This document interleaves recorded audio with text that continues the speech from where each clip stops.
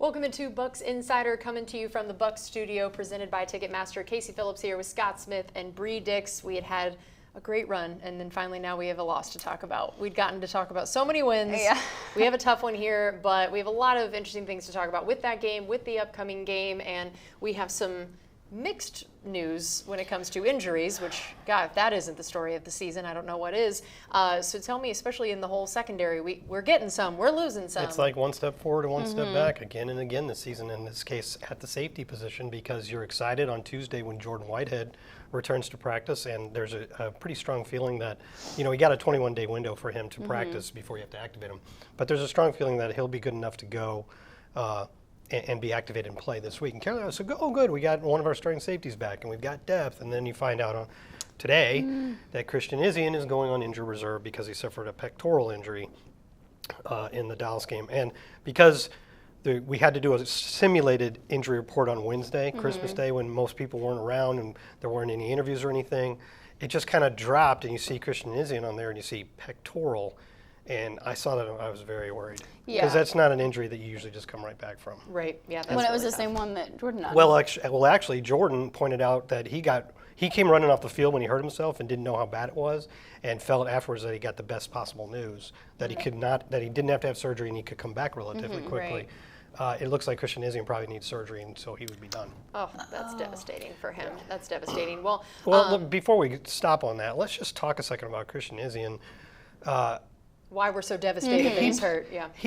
Losing him hurts you at depth at like 3 different spots. Yeah, So true. because he's played everything. This was Army knife. He has really not had a specific starting position in this defense since the start of the year, and yet he's played 75% of the He's defensive your snaps. utility infielder. Yeah. You can use Do you him like as that I safe- used a baseball reference for Nice, you? I like it. Thanks. That was just for you. I That's mean, my it was Christmas like a gift. single and not a double, but it was okay. Yeah, you know, I'll take it. I'll take it. It's better than striking out. So then also now a couple other news things, roster spot questions. Punter, and then I know we have another potential IR coming back or situation. Yeah, well, you've had the punter Jack Browning that has punted in the last 3 games, but in each case he's been elevated from the practice squad. Well, that's how many elevation options you get in the regular season. So assuming he's going to continue to be our punter, and he certainly was punting in practice earlier today, they're going to have to create a spot on the 53-man roster and sign him. So that's one move that's probably coming. And then Cameron Johnson, who's really been out for almost the whole year. Remember how impressive he was in training camp and the preseason, but he's missed most of the year.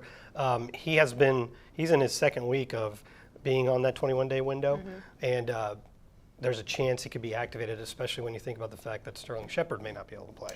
Yeah, God, again with the injuries, it's just it's so interesting. All right, so now we want to get into the previous game that we just had a little bit. Now that we've gotten through some of our news. So Bri, I know again it was a loss, but there were still a lot of really interesting bright spots within the game. One continues to be the run game, which again, last year. I just can't imagine how excited we would have been to keep saying this week after week, that this is still a bright spot. What did you notice from the run game? Well, they had over 130 yards for the 4th game in a row. The Bucs are second in the NFL in yards per rush, and then Bucky Irving is second in the NFL in forced missed tackle percentage, and he had 6 forced missed tackles in the first half alone against Dallas. And I think Baker Mayfield has kind of played a big part in the run game. He had 3 scrambles for 42 yards against Dallas, but just his ability to keep plays alive, keep his eyes downfield, or just tuck it and run with it to gain those critical first downs. But I mean, Bucky Irving, like, he is such a challenge for teams to be able to tackle, and I think it's even more impressive now because when he comes out of Oregon, you don't really know exactly what you're going to get initially from him, but teams are starting to catch on to what he is, how slippery he is, but yet they still haven't found a way to stop him. And I can't even count how many times, like, as you're watching tape, people have him, it seems, dead to rights, and then he's still able to use some maneuver to get out of it. So just what an impressive performance from him, but also kind of the gap heavy run scheme has been a big thing with the pullers out in front and just his vision, his ability to get upfield. But really against Dallas with Micah Parsons on the other side, they use kind of more of those man-to-man looks up front, but you were still able to have that success with Bucky Irving. So just exciting, and considering where the run game was even last year, the year before that, to where it is now, it's been really, really exciting to see. It really is. And then I know also as we talk about this Cowboy game, it was so interesting I mean, you don't always talk about kickers as weapons on offense, but I think that is, you can't call them anything but that, the way that it worked in this game. And I thought, they're scoring of 5 out of their 6 first possessions, and that sounds bad. And then I think for a lot of other teams, some of those would have been punts probably, that you're not even necessarily attempting those field goals. And Brandon Aubrey, especially as close as it came down to, he was such a difference maker for them. There's got to be some people watching, Bucs fans that have been watching this game for a couple decades, right? Mm-hmm. If you go back even 10 or 15 years, and I told you that Dallas got the ball first and the Bucs stopped them after only 30 yards, had a 4th down after only 30 yards gain, you'd be like, okay, good. That's punt. A good series. It's leading to a punt, unless it's like 4th and 1, they go for it or something. But the kicker, first of all, the touchback rule that brings the ball to the 30 almost kickoffs now, combined with having a kicker like Brandon Aubrey, completely changed the geometry of that game. I mean, they won the game 26-24. The Buccaneers had 3 touchdowns to their 2, but they had 4 field goals on drives of 30 yards, 30 yards, 30 yards, and 39 yards.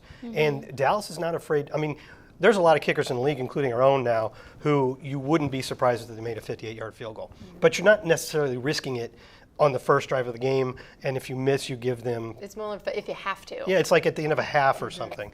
Dallas is not afraid to send Brandon Aubrey out in that exact situation. If their kicker were to miss, we'd have the ball around midfield, and our offense has been very potent, and you could get in a hole pretty quickly. Yeah. But instead, 30-yard drives and field goals, and that was the difference in the game. So the new kickoff rules plus the kickers like Brandon Aubrey have really changed some of the math of the game, and that's great if you're on the right side of it, but it didn't really work out real well for the Buccaneers. Yeah, and then also I felt like, as we talk about the Bucs defense in these situations, I mean, Vita Vea, I know that at this point we're like, we know Vita's good. But they're just similar to how we talk about Mike Evans, we're surprised when he can surprise us.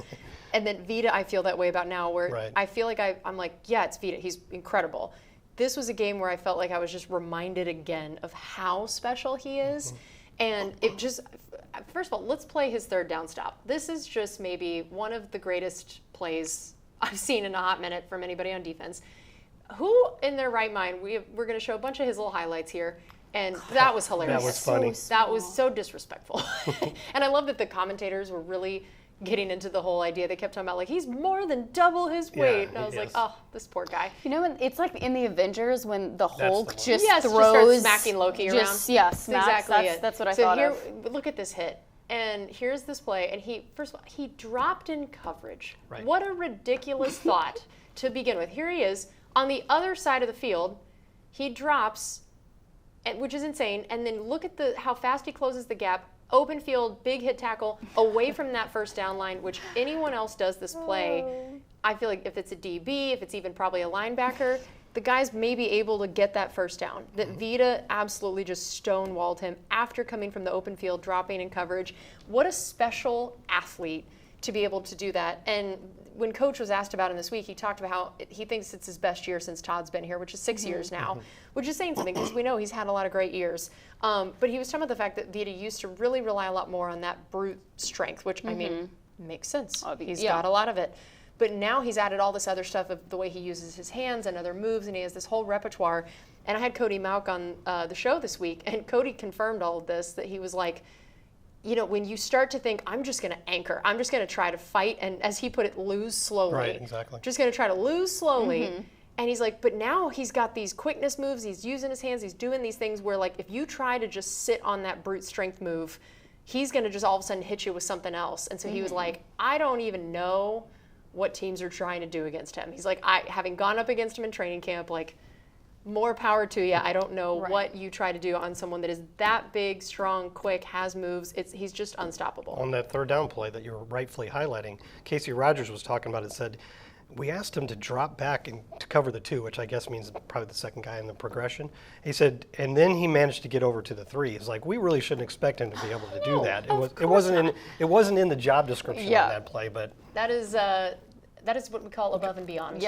The Call of Duty. And he does a lot of things not in the typical job description for It's just incredible. And also we want to remind everyone he is leading NFC defensive tackles in Pro Bowl voting. So continue. No, I think the fan voting's done. Oh, that's done now? Yeah, well, I was about to say, keep voting. Just kidding. You did a great job. Yeah, he was good leading. job. Way to go. The player voting is happening right now. It's already, okay, right. That makes sense. But yeah, I just thought that it's been really incredible to watch him blossom into something even more exciting, and it's been a huge part of this defense this year. So now let's get into, we talked a little bit about injuries to start the show, but overall now we have had through Thursday to look at the injury reports and just know who's out there, who's not. What can we expect for this week on some of the guys that maybe have been missing some time and who might be out there? Well, the Bucs activated Jordan Whitehead's 21-day practice window, is out there today.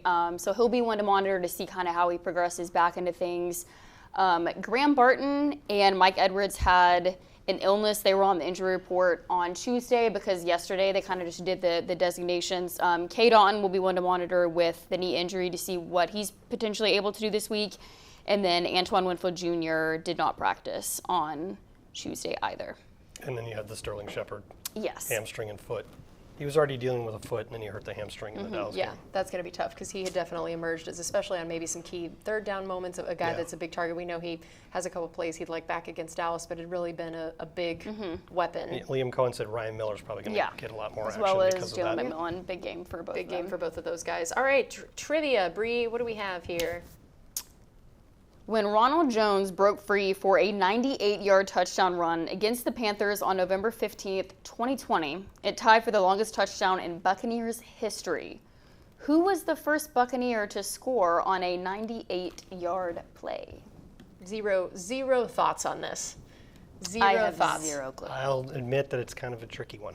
Yeah, you love those. They're the best You ones. really love It's those. from the first Super Bowl era, by the way.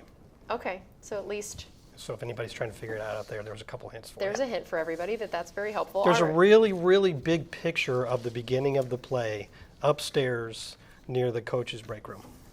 Well, I didn't know I needed to start studying all the photos. I to have a know. shot Well, at you walk trivia. past them a lot. I know. I'm going to start looking But at that them doesn't now, help though. me. I don't There's a fixate lot on of there's a them. lot of really big pictures all over the walls here at One Buccaneer Place. Yeah, which is very cool. Okay, so now also Fantasy Watch, which if people are still doing fantasy, that's a good That's sign good for for them. them. That's a great sign for them. And I am not. I lost in the Oh. semis. Cooper Kupp has really killed me at the end of the year. Womp womp. But I had Lamar Jackson. That's how I Yes. stayed close. Which, by the way, the advice that you gave about picking up Jalen McMillan yeah. helped my Oh, husband, and Yep. he has advanced and is continuing to Excellent. fight. So this is why you listen to these segments, There you go. everybody. It's very Yeah. important. Well, I mean, I think Jalen has proven over the last 3 or 4 weeks that you can start him because he's definitely getting all those number 2 looks. I guess I would talk this week about Mike Evans. If you're in your fantasy league final, you're probably kind of loaded. Most people that have Mike Evans, it's not a question, am I going to start him or not? But maybe you have 3 receivers, you already have a running back in your flex, and you can't decide which one to start between, like Mike Evans and Justin Jefferson and Puka Nacua or something like that. I would highly suggest you start Mike Evans in this game if there's any question mark because he has killed Carolina a lot in his past. Let me see the numbers here. He's on the next page at the top, there you go. He's got 7 career games with 96 or more yards against Carolina. He scored against them in his last game that we played. He averages 5.5 receptions and 79.9 yards. So if he does his average, that's already right there, about 13.5 points, which is a nice place to start. And he scored 12 touchdowns in those 20 meetings. So if he gets his average and scores a touchdown, he's probably going to be one of the better receivers on your team. So I would highly suggest starting him. And I also think Bucky Irving is a must start. Yeah, I think he's 'Cause proven at this point. Carolina's run defense is last in the league. Yeah. Yeah, that's going to be interesting to see. All right, so now we also typically give you guys a little off the field, human interest side. And as I mentioned, we had Cody Malk on the show on Monday. There were so many nuggets that I could have used. We decided we wanted to show you guys a little bit of the farm side of Cody. So let's take a listen on what he said. We farm corn, soybeans, edible beans, and sugar beets. So did you grow up like, I'm assuming like working on the farm, that this is? Oh, yeah. Yeah. Yep. How early is this a thing you start doing? Being an 8-year-old driving a tractor around. Oh my God. Oh, I got some just crazy farm stories about crashing a couple tractors before. I love it. Yeah, and some just good stories of that. But yeah, you're driving at age. You're driving a tractor before you can drive a vehicle. Yeah. You know, they're easier to drive than a car is. So. I just love this idea of little 8-year-old Cody driving a tractor on this farm, and this is amazing. So he's one of 8 kids, which he then made a joke of like, yeah, farm labor. Yeah, free farm labor. Free farm labor. With 8 kids, there were 900 people in his town total. which he definitely said is proving challenging as they plan a wedding. That everybody knows everybody. Yeah. Trying to make that guest list is a lot. And they played only 9-man football in high school because it was so small. And then this is my favorite part. He played tight end, defensive end, and quarterback. All at different times, depending on what was going on. So have you ever heard a stat line like this of any of our players? He finished high school with over 1,000 receiving yards, a school record 24 touchdowns, and a school record for sacks in a season-end career. This guy was everywhere. He was throwing, he was catching, he was sacking, he was played all over the place. And it was so interesting because he mentioned how I didn't really get recruited for college. And it's like, first of all, how would you have even known what to recruit him for? But he was originally going to be a tight end that he was walking on. He was like, I figured I'd just be practice player for 5 years, go back to the farm, do my thing. And then he just started putting on weight. And here we are. Yeah. All these years later. Didn't you say in North Dakota, that's just the big goal for all the athletes is to play at North Dakota State? North Dakota State is the Mecca. Yeah. That's what everyone wants to do. And that's why he was like, cool, I'll just go walk on. I'll be a practice player, whatever. Because it's get the experience. If you get to say you played there, it's that's the thing. And he was very content to just do that and go back to working on the farm. And instead, it has definitely blown up far more than he could have imagined. That he went from, I think it was he weighed 220 in 2017. And then 5 years later, we saw where he was at when he was getting drafted, that he put on just an absurd amount of weight. He said it was the unlimited plan at the dining hall helped, and having an actual weight program helped, that they didn't really have that so much in high school. He still has plenty of time in his life to go back to farming if he wants to do that. And I think that is the plan, which is very cool. So he gets the NFL career in. NFL and then just right back into farming, which I love. Great. So, all right, also, how about some milestones we're going to be tracking this next week? Yeah, I mean, it's the same guys we keep talking about, but since it's getting close, I figure it's okay to go back to the well on this. Everybody's concerned about Mike Evans, and is he going to get to the 1,000 yards to extend his NFL record of 11 in a row to start a career, and also to tie Jerry Rice for the most in a row at any point. And it's always good when you can tie Jerry Rice at anything. Yes. He's at 818 yards, which means he needs an average of 91 per game over the last two. So what we're hoping for is another one of his really big games against Carolina, like he did a couple years ago, if you remember. Yep. Second to last week of the season, he was still a couple hundred yards away, and then he had the giant game against Carolina, and we didn't even have to worry about it in week 18. And then you have Bucky, who's already over 1,000 yards from scrimmage, but now he seems like he's going to get it. He's at 920 rushing yards, so he only needs 80 over the next two games. I would be surprised if he didn't get it in this one. Yeah. And that would make him the first Bucs back since Doug Martin to crack 1,000 yards.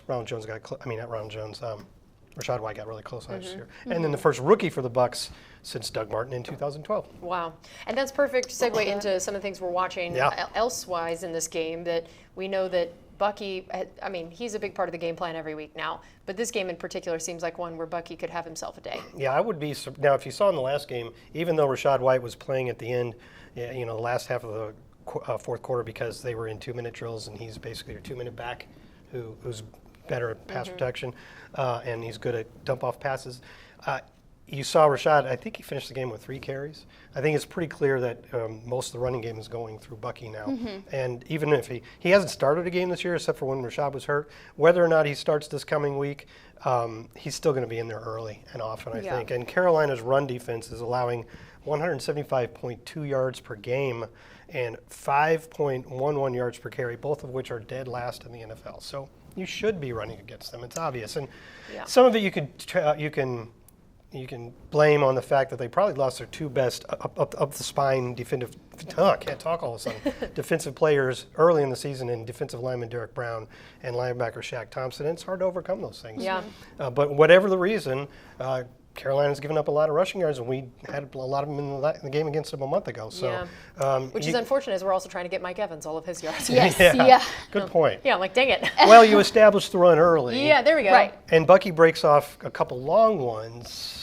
There we go. Yeah. You get the drives moving, and then you can throw it to Mike. Talk to Liam Cohen after this. Tell him our thoughts. Make sure he understands. And then I know also, looking at that side of our run game, that's definitely something that the Panthers are going to be trying to do as well, is their run game, because Chuba Hubbard has just emerged as the guy for them on so many fronts.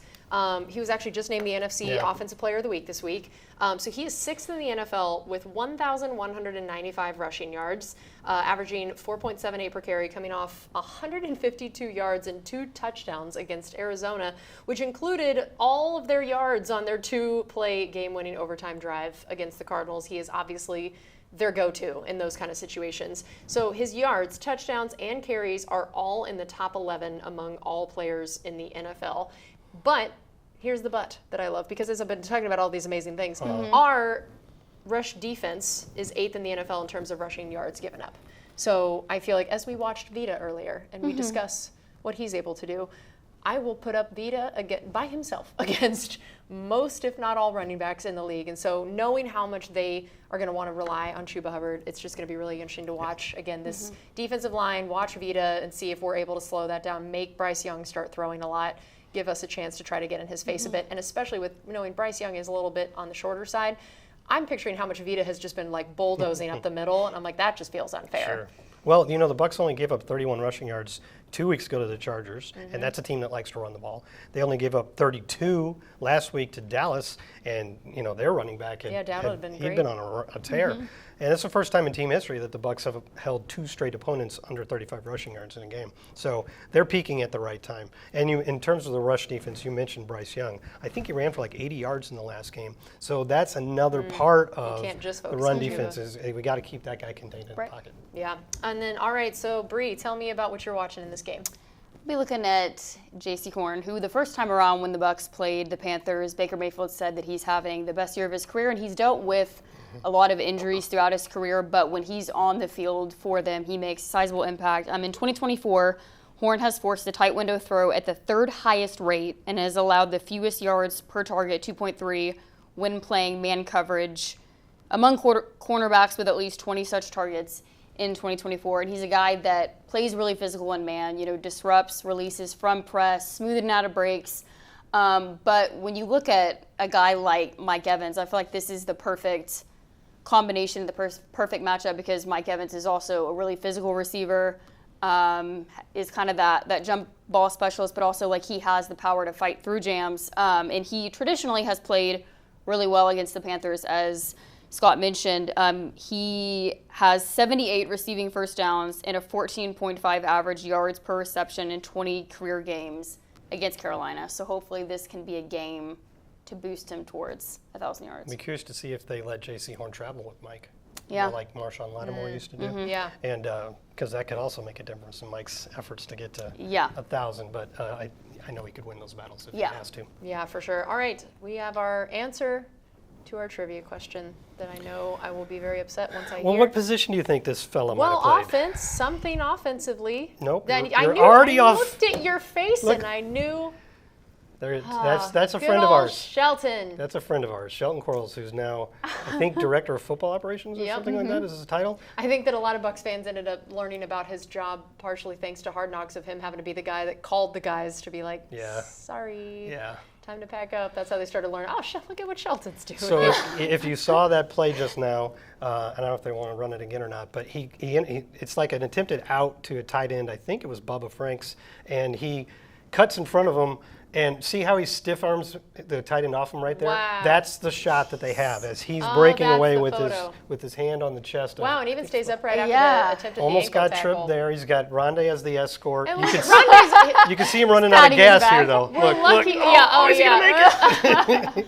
Rondé also looked like he was about to tackle him. He was getting so excited. He was starting to hit him. Can you imagine if he'd fallen after Rondé's over there just getting excited? It was for like him? Baker downfield blocking for Bucky, and then at the end it was like, we did it! We did Think about how long that Shelton's been with this organization. Yeah, he really is. He one started of the, in '97 and had a nice long playing career, which included a Super Bowl title and a Pro Bowl invitation. In the first year, they switched to middle linebacker. And had a great career, and then came back not long after his playing career is done, and has been working in the personnel office ever since. and has his statue down in the lobby. He's and got everything. How many people work in a place where they every Have time a they walk through statue. the lobby, they can see a statue? there's No one's asked if we want one Not yet. yet. I know, not yet. There's always a chance that we're going to get a Bucs Insider statue somewhere next to Shelton in this building. All right, that's going to do it for us on this edition of Bucs Insider. We hope everyone is having a great holiday season. Stay safe, have fun, and we will see you next week.